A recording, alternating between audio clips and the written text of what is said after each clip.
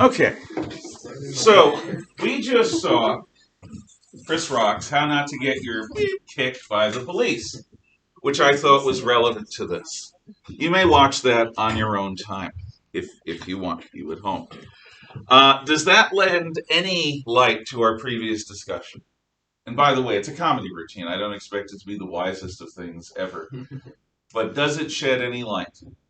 In other words, does the person who is interacting with the police, who is not the police officer, have a responsibility to themselves de escalate?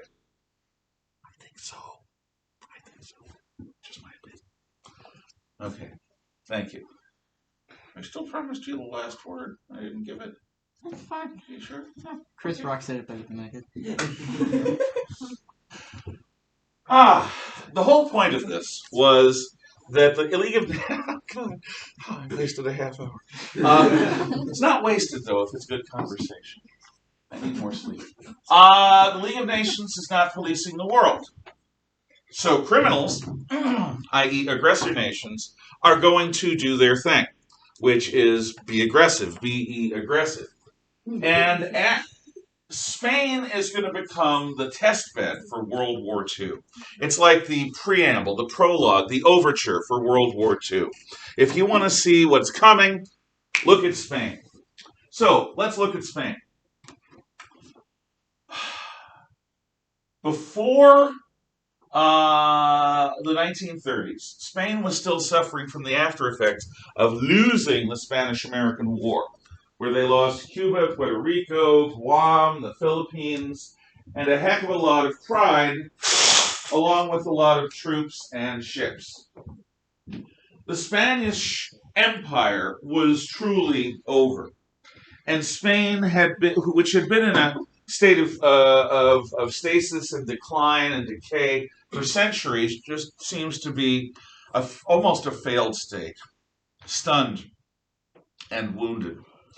It's ruled by a general named Miguel Primo de Rivera, typical military leader, not a bad guy actually. Runs Spain pretty well without too much oppression.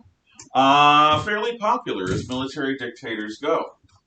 But Primo de Rivera dies, and Spain has its monarchy and republican form of government restored. So now we're going to have elections after Primo de Rivera's time.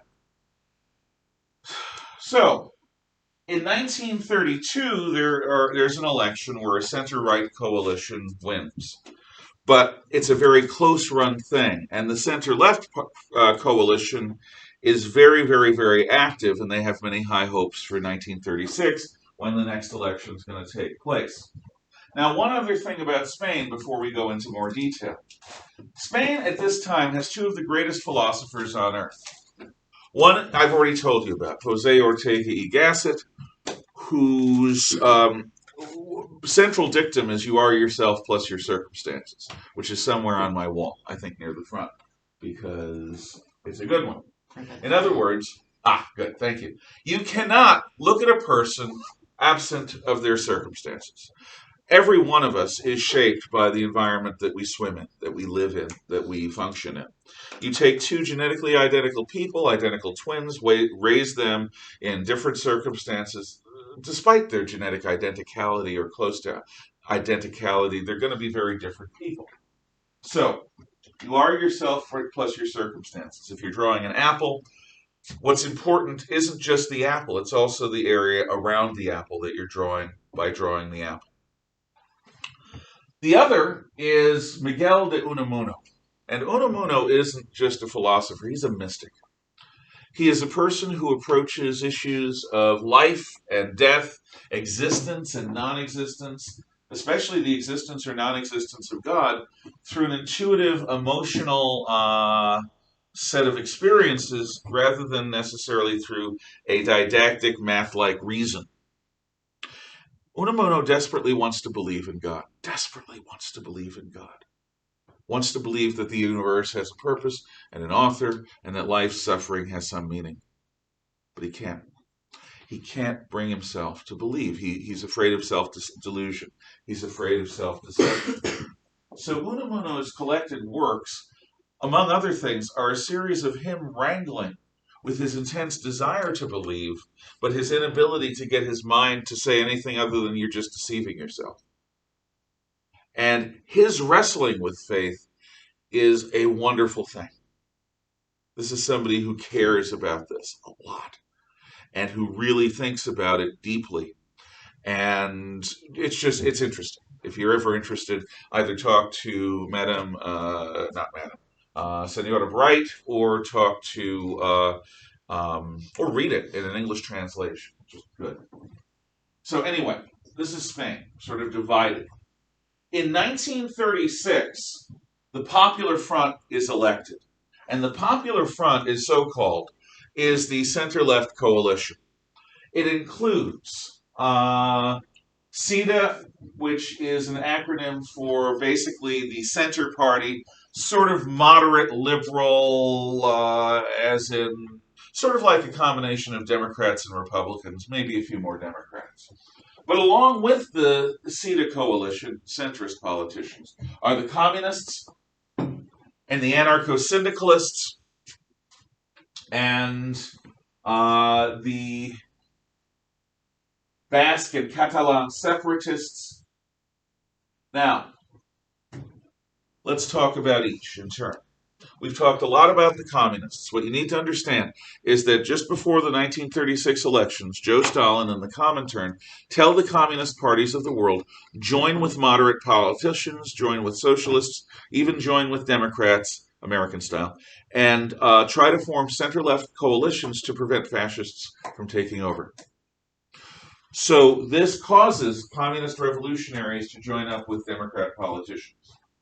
Anarcho-syndicalists are very different from communists.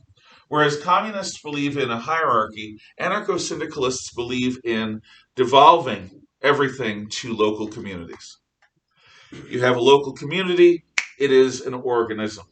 That organism is composed of all the people in that community. So all the people in that community are going to share everything. They're going to share in the work. Some days you're going to dig latrines. Some days you're going to clean the latrines. Some days you're going to work in the fields. Some days you're going to work in the factories. Some days you're going to work on the planning committee. Some days you're going to work in the kitchens. Some days you're going to work as a teacher.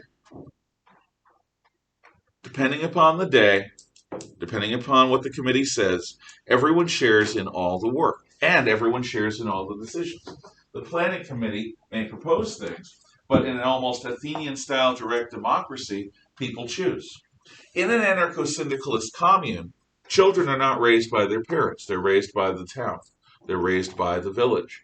And people don't eat in family homes. They eat in communal cafeterias and kitchens. And every evening there's a little political meeting before you have some entertainment, because you got to decide things for the next day and the next week. And a couple times a week there are big political meetings. So if you are an idealistic leftist who believes in communitarianism but also doesn't like the hierarchy of communism, I suggest you look at anarcho-syndicalism. The only time this has been tried is in the Spanish Civil War, in the mountains. There were several of these communes that lasted a couple of years, and they worked. And the other kind of commune that works like this is an Israeli kibbutz. An Israeli kibbutz is a communal farm. Everyone who's part of the kibbutz does all these same things. Why do anarcho-syndicalist communes work in Spain in the 1930s and work in Israel to this day? Well, there are a few things. First off, they're voluntary. They're voluntary. Yeah, you may be a member of the community, but if you really don't want to be a part of the anarcho-syndicalist commune or the kibbutz, you leave. You don't have to stay. Nobody's forcing you. Number two, it's small. You know everyone. You can negotiate with people. You're not trying to have a structure that's even on a county scale, let alone on a national scale. Because you know everyone, you can be an individual as well as being a member of the community.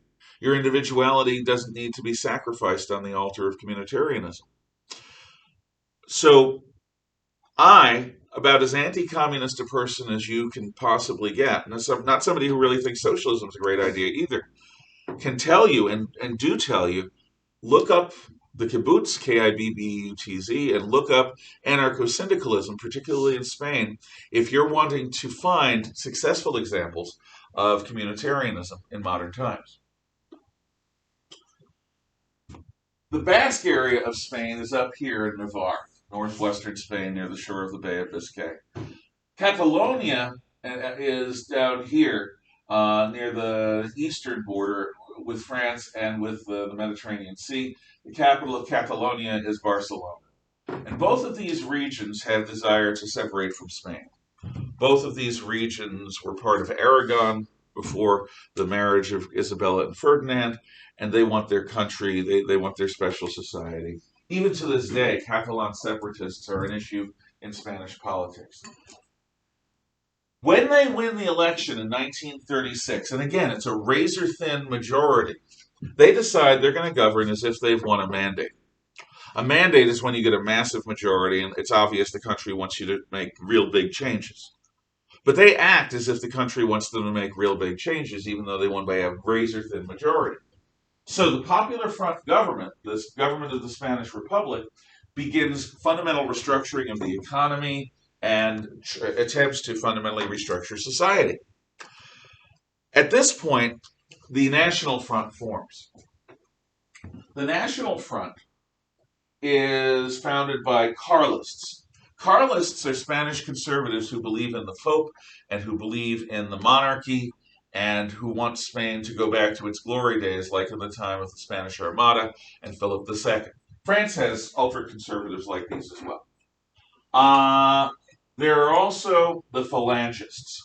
Falange Hispania is the Spanish Phalanx. And the Spanish Phalanx is the Spanish Fascist Party. The founder is the son of General Miguel Primo de Rivera, a handsome young man named Jose Antonio Primo de Rivera. And Jose Antonio is one of these sons of a very rich and powerful family who wants to improve the lives of the poor. Spanish Phalangism, like Italian fascism, like left-wing Nazism before Hitler did the Night of the Long Knives, is about establishing a corporative state, a communitarian state, that doesn't destroy the wealth, but that actually brings wealthy and poor people together, improves the lives of the poor, and makes decision-making a collective enterprise. Also combined with deep patriotism, a deep love of Spain, a deep love of its past, but not a return to the monarchy or the church. No, we're going to have a new 20th century fascist model, the Phalangists. And the Spanish Army. The Spanish Army, its leadership, especially its elite units, which are overseas, do not like what the Popular Front government is doing. The elite units of the Spanish Army serve in Spanish Morocco near the Straits of Gibraltar and down here in what is now Western Sahara. That was the Spanish Sahara at one point. And because they're fighting Moriscos, they're fighting Berbers, they're fighting Muslims, this is where you go if you want active service fighting. So the best units in the Spanish military are down here. And there's the Canary Islands as well. So what happens is, yes? So then, were people in Spain not very happy because were the Phalangists pretty secular from? The Phalangists and the Carlists at first did not get along. And the people in Spain who were not Popular Front supporters were not happy because the Popular Front, again, didn't get a massive electoral victory. They barely won. But they're acting as if they had been given the mandate to change everything. Some Popular Front people aren't happy because they're genuine communists and they want everything changed now. And the PF is not actually doing that. I don't know if I answered your question. I hope I did. Yeah, you did. Okay. So, a general named Francisco Franco is going to become the leader of this movement. There are other leaders within the Spanish military. They get assassinated. Franco's the one. And so he arranges with friendly units in the Spanish Navy the shipping of his troops from the Spanish Morocco up to Spain. They land in the south of Spain and they begin a march towards Madrid to try to take Spain from the Republic, which they say is governing illegitimately. This sets up the Spanish Civil War, which begins before the end of 1936.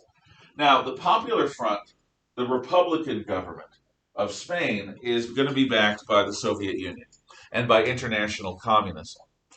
To join in the cause of fighting fascism, this is the genuine origins of Antifa, real Antifa. Because what people do from around the world, including from the United States, is they go to Spain to fight fascists personally with a gun. George Orwell goes there too, to fight fascists personally with a gun. This brings all sorts of leftists, not just communists, from around the world, in what are called the international brigades. From the United States, it's the Abraham Lincoln Brigade. The Abraham Lincoln Brigade, named for the great emancipator, the man whose leadership freed the slaves and kept the country together, is a group of Americans, some of whom are communists, some of whom are absolutely not communists, but who are opposed to fascism so much that they want to fight it personally. The Red Army sends tanks and planes and military advisors, and the Soviets also send members of their NKVD secret police to organize things. So the coalition that controls the center of the country is the Popular Front government, also known as the Spanish Republic or the Republicans. That's a bit of a misnomer because increasingly they are left-wing and even communist, but they represent the official government. So, Republicans. The National Front is moving in from the extreme south and west, and they are composed of these other groups. Now, as the armies march in, you begin to see genuine horror shows from both sides. This is a civil war. After battles, women will go out and remove the manhood of any living person who fought for the other side. That's vicious, nasty stuff. And both sides have women that will do that. Do not go to Spain and fight in a civil war and let yourself get captured. It's not a good idea. This didn't happen all the time, but it happened enough of the time to become a known thing. And again, both sides. Let's see. The fascists in Italy and the Nazis in Germany back the National Front. Now, Jose Antonio dies very early. He's a martyr. And he, for the next few decades, people in Spain would gather at dawn, raise the flag, and say, "Atención!" They'd say, "Roll call, Jose Antonio Primo de Rivera, presente," as if his spirit was continuing to guide Spain. The truth is, the man was going to be sidelined anyway. Franco, the general, did not have any use for this idealistic young prince boy. He never liked it, and so he was going to be gone anyway. The fact that he was killed makes it convenient. Franco also insists that the ultra-monarchist papists and the phalangists form a unified party, which they do, because the real authority in nationalist Spain is the Spanish army. They're supported by fascist Italy and Nazi Germany. The Germans sent planes, tanks, and troops, advisors. The German forces are called the Condor Legion, named after the great bird of the Andes Mountains in Spanish, formerly Spanish Chile. Now, Unamuno is a professor at the University of Salamanca. The University of Salamanca, along with the rest of the city, is liberated from the Republicans by the hardest unit in the Spanish military, the Spanish Foreign Legion, led by a one-eyed injured general named Queipo de Año. A great rally is going to be held to celebrate the fall of the communists in Salamanca. And because he's a world-famous writer and philosopher, Unamuno is going to be allowed to speak. But he's going to follow Queipo de Año. And Queipo de Año comes up and says the slogan of the Spanish Foreign Legion: "Long live death! Now is the time for the death of the intellectual, of the hyper-rational. We understand in the Spanish Foreign Legion that the essence of life is conflict. Long live death! Viva Muerte! Viva Muerte!" Unamuno then follows this, goes up in front of this crowd, and starts talking about how no side is exactly going to get his support because no one's exactly on his side. And he starts talking about these nuanced political ideas, at which point he gets taken off the stage almost forcibly. It's really forcibly. The crowd is booing him, and the next morning he's found dead. We believe that he killed himself because of the response that was given by these guys. It is also possible that he was induced to kill himself. There's also a small chance he was killed. The Spanish Foreign Legion had no interest in nuanced political ideology or philosophy or a man wrestling with his conscience. The time for discussing is over. This is the time of the gun. As the nationalist forces are gathering around Madrid, the press is there. And a general named, I think, Emilio Mola is asked a question by a reporter. How do you plan to take Madrid from the Republicans, from the Popular Front? And he says, famously, outside the city, I have 4 columns of soldiers. But inside the city, I have a secret 5th column of soldiers. Now, what he was referring to were the people inside Madrid that were friendly to the nationalist cause and how they were going to help by undermining the Popular Front defense of Madrid. From that point, the term 5th columnist means a traitor in your midst. And it's used throughout the World War II era and afterwards. A 5th columnist is a traitor in your midst. It's somebody who's working for the people outside the walls who are trying to break into the walls, inside the walls. During the later part of the Civil War, the Condor Legion's Air Force, basically the German Luftwaffe, bombs a Basque city called Guernica. And I think I showed you the picture when we were talking about art. Did I? Or did I not? Okay. Well, please get the shades. We have just enough time for this. Pablo Picasso learns about the story of this Basque village that stood for 1,000 or more years that's destroyed in a single morning by German bombers. This is the bombing of a civilian target, lights please, without restraint and without restriction. And what Picasso produces is this massive... Oh, I need a light. Sorry. Yeah, there's another evil fellow. Okay. So, Guernica, images, large.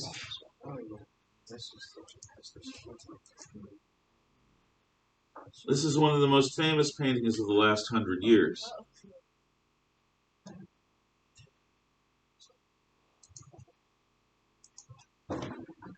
Lights now? Thank you. So, this is what Picasso does. He tries to capture the horror of a bombed-out city. You have panicked animals, body parts, women bemoaning the death of their children, holding them in their arms, pieces of men and pieces of horses, horses in panic, screaming and running. Bits, yeah, that's either an eye or a light bulb, or I think it's probably an eye. It's just, or it's an explosion. In any event, it's not nice. It's not good. Again, body parts, running, distorted men. Why, God? Why are you letting this happen? And just it is this disjointed,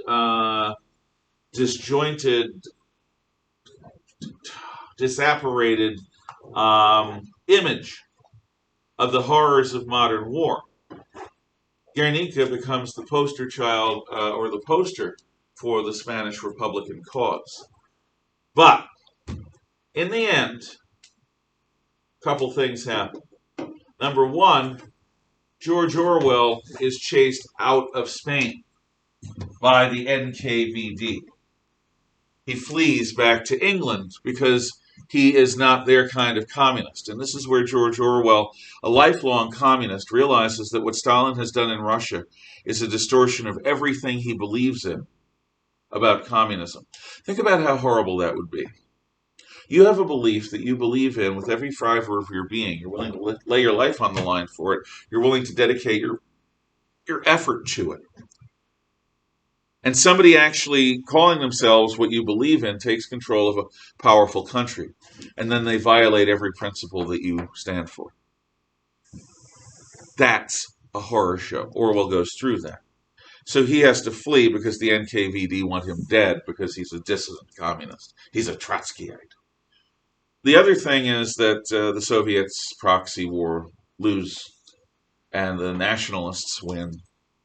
Spain comes under military rule from the victory of the nationalists in 1939 to Francisco Franco's death in 1974 or 5. Lights, please. So, next week, we're going to deal with the German situation leading up to the war, and we're going to get into the Second World War. Thank you for your attention. Have a nice day.